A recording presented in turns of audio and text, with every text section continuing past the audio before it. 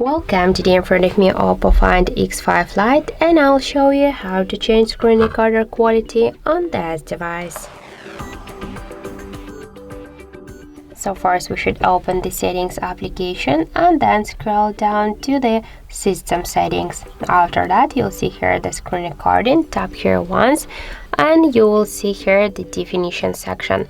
Just click here, and to change the screen recorder quality we should switch, for example, the media to the high or to the low, or also we can use here the custom quality, and that's it. So also we have the second way how we can do that. Just first we should open notification panel shortcuts, and somewhere here we should find the screen recording icon. In my case it's here.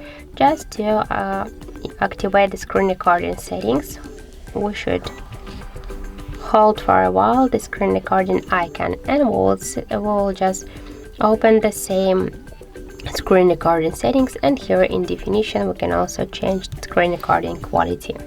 So that's it.